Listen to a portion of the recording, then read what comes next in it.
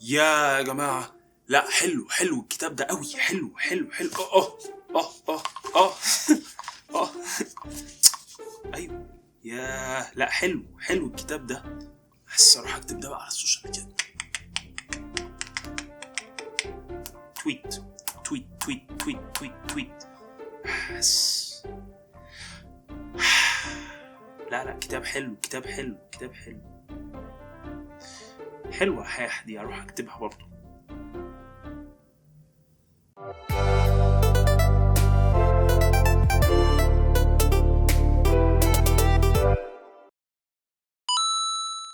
اكشن. EG College. الوها ايه؟ بس استنوا يا اخوانا، الست القديم ده انترو لطيفة مع سكتش لطيف في الاول، بس برضو نفس الست القديم. لا الكلام ده ما يرضينيش. استنوا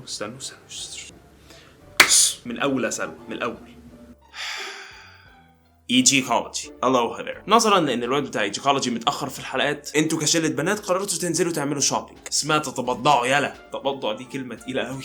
المهم في وسط الخروجه والبنات عمالين ياخدوا سيلفيز وداك فيسز، صاحبتك منى تيجي تقف جنبك وتقول لك مالك، تردي ماليش. لا شكلك زعلان. قولي لي بس مين اللي مضايقك، مش احنا اصحاب؟ انت عايزه تضايقيني مش كده يا حاجه؟ مش زعلانه. وبالرغم من غباء منى في انها تستنتج انك مش عايزه تقولي لها، الا انك عارفه كويس انك مش سعيده. ولو انت عزيزي المشاهد مش سعيد، تبقى الحلقه دي ليك. قبل ما ندخل في العلم الاوفر بتاع الحلقه، انا عايز ابتدي الحلقه دي بسؤال: هل انتوا سعداء؟ عايز كل واحد فيكم دلوقتي ياخد دقيقة احداد ويقعد يفكر في سعادته في حياته. والسعادة حاجة مهمة جدا، لو فكرت فيها كويس هتلاقي ان السعادة هي الهدف الاسمى لكل حاجة بنعملها. جوازك من فلان عشان تعيشوا سعداء، الشهادة العلمية اللي نفسك تتخرج بيها برضو عشان شغلانة كويسة تكون مرتاح فيها ومبسوط. فرجك على ايجيكولوجي دلوقتي حتى بيخليك سعيد عشان هتتعلم حاجة جديدة. وان السعادة تكون المحور الاساسي لقراراتنا ليها شرح علمي منطقي. الدراسات العلمية بتقول ان سعادتك كإنسان ليها فوائد على صحتك وعلاقاتك وغيره. دراسة في جامعة إلينوي اتعملت في 2011 اكتشفت ان كان في علاقة ما بين السعادة وطول العمر. في بعض الدراسات اللي راجعوها اكتشفوا ان نسبة الموت عند الناس الحزينة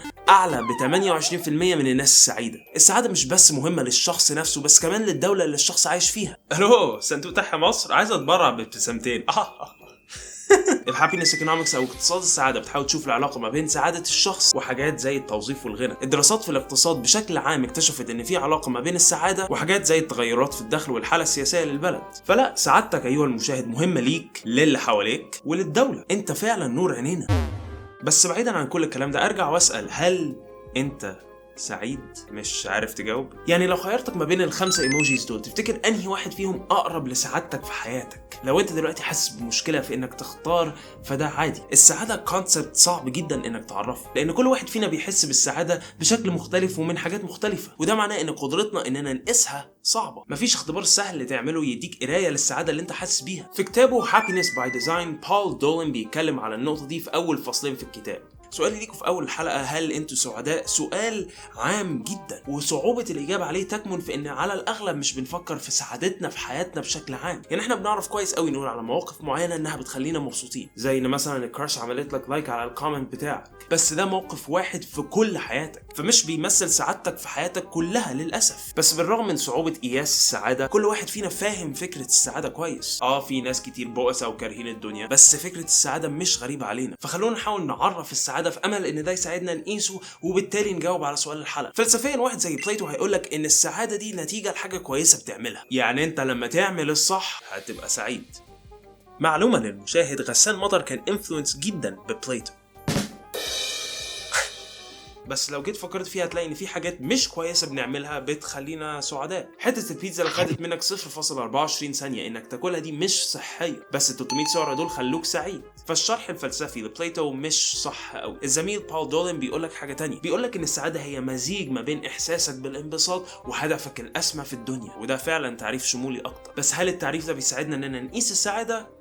مش قوي. صعب اننا نقيس حاجات زي احساس بالانبساط واهداف، بالذات لان لو انت بتسال الناس على الحاجات دي مش بالضروره هيقولوا لك الاجابه الصادقه. يعني خلونا نشوف. في الحلقه دي سالتكم هل انتوا سعداء، اتكلمنا على اهميه السعاده وفشلنا في اننا نقيس السعاده. حلقه موفقه الحمد لله. بس لا يزال كونسبت السعاده مهم. وفقا للورلد هيلث اورجانيزيشن، اكتر من 300 مليون شخص في العالم بيعاني من الاكتئاب. فاحنا لسه محتاجين نقيس سعادتك. شفتوا دي انا اللي كاتبها، سعادتك شفتها مصوراتي. طيب لو السعاده زي ما احنا قلنا فكره او احساس، نقدر نقيسها ازاي؟ طيب لما انت بتكون عايز تعبر عن حاجه بتعمل ايه؟ بتتكلم، مش كده؟ اللغه من الحاجات اللي لحد النهارده المجتمع العلمي مختلف على هي جت منين، بس عايزكم كده تسرحوا معايا وتقعدوا تفكروا في اللغه. نوم تشامسكي بيوصف اللغه بشكل رائع وبيقول تخيلوا معايا كلمه بطه. كلمه بطه مش على شكل بطه، الكلمه مش بتطلع الصوت اللي البط بيطلعه، بس بلا استثناء كل واحد فيكم دلوقتي يفكر في نفس الحيوان، ودي في حد ذاتها عبقريه من نوع اخر. اننا بنستخدم اصوات عشان نخلق افكار وصور جوه اذهان ناس، حاجه خرافيه، حاجه بنستخدمها عشان نوصل افكارنا للاخرين. وجمال فكره اللغه يرجع لعظمه المخ. البروكاز اريا في الجانب الشمال من المخ بيساعدك انك تتكلم. بعد ما فكره بتيجي في مخك، دي المنطقه اللي بتخلي شفايفك ولسانك يتحركوا بشكل معين عشان تقول كلمه بطه. الورنيكيز اريا في نفس الناحيه الشمال بتساعدك تفهم اللغه، بتشوف كلمه بطه دي بتترجم للكائن ده. فلو اللغه هي الحاجه اللي بنستخدمها عشان نعبر عن افكارنا، والسعاده فكره زي ما قلنا، مش ممكن نستخدم اللغه عشان نقيس بيها السعاده؟ وايه هي الحاجه في القرن ال21 اللي بنستخدمها عشان نعبر عن افكارنا؟ السوشيال ميديا. كل ثانيه اكتر من 4500 بوست بيتعمل على فيسبوك، كل ثانيه في حوالي 6000 تويته بتتكتب على تويتر. السوشيال ميديا ادتنا مكان نعبر فيه عن ارائنا، بنتكلم فيها عن مشاكلنا العاطفيه، نجاحاتنا الحياتيه، وازماتنا الانسانيه. فهل في طريقه نقيس بيها السعاده؟ او بمعنى اصح، لو احنا بنستخدم السوشيال ميديا بالشكل الكبير ده، هل اللغه اللي بنستخدمها على السوشيال ميديا تقدر تقول لنا احنا مبسوطين قد ايه؟ صديقي اندرو شوارتز وشلته العلميه حبوا يشوفوا ده، فمسكوا الاف البوستات على فيسبوك وتويتر وركزوا في اللغه المستخدمه في البوستات دي، وعملوا اختبارات نفسيه على اصحاب البوستات دي عشان يشوفوا مدى سعادتهم ورضاهم بحياتهم، وقارنوا الاثنين ببعض، اللغه والسعاده، وطلعوا بعلاقه ما بين اللغه المستخدمه على السوشيال ميديا والسعاده. وقدروا مش بس يتنبؤوا بسعاده الشخص في حياته، بس قدروا كمان يحددوا الكلمات اللي بتنتسب بالسعاده او الحزن. يعني كلمات زي متحمس، اسره، اصحاب، مهارات كانت بتستخدم من اشخاص حاسين بسعاده ورضا في حياتهم، بينما كلمات زي الشتايم وكلمات زي زهقان كانت بتستخدم من ناس مش مبسوطين بشكل عام في حياتهم. الناس الايجابيه في البوستات بتاعتهم كانوا ايجابيين وسعداء في حياتهم. يعني تاني، نتائج الدراسه دي بتقولك ان لغتك على السوشيال ميديا ممكن جدا يبقى فيها الاجابه على السؤال اللي ابتدينا بيه الحلقه. اللغه اللي بتستخدمها في حياتك اليوميه وفقا للدراسه فيها دلاله على سعادتك بحياتك. شوف انت الغالب في لغتك على السوشيال ميديا ايه. لو انت بتتكلم على حياتك او المشاكل اللي في حياتك بشكل سلبي جدا، يبقى احتمال يكون فيه مشكله. لو انت مقضيها تريقه على الناس، فدي برضو مشكله. في 2017 مصر حصلت على المركز ال104 على العالم في السعاده من 155 دوله. ولو بصينا على اللغه المستخدمه على السوشيال ميديا عندنا بعد الدراسه دي، مش هتتفاجئ ان الناس مش مبسوطه. بس قبل ما نقفل الحلقه، في حاجه مهمه عايزكم تاخدوا بالكم منها. البحث بتاع العلاقه ما بين اللغه والسعاده فيه مغزى تاني مهم، وهي اختراق السوشيال ميديا لحياتنا. السوشيال ميديا ما عادتش فقط اداه للتواصل، بس بتتنبأ بسعادتنا في حياتنا. بروفايلك على السوشيال ميديا ما عادش فقط مكان بتحط فيه صورك، بس بقى عامل زي تقرير عن حالتك الصحيه والنفسيه. هويتك بقت عباره عن ارقام على صفحات الانترنت متاحه للجميع انهم يشوفوها ويقيموها. ودي حاجه مش المفروض تخليك سعيد، بس تخليك حذر، لانك اكتر من مجرد صفحه على مواقع التواصل الاجتماعي. وكالعاده لازم ننور الضوء. Peace out. God.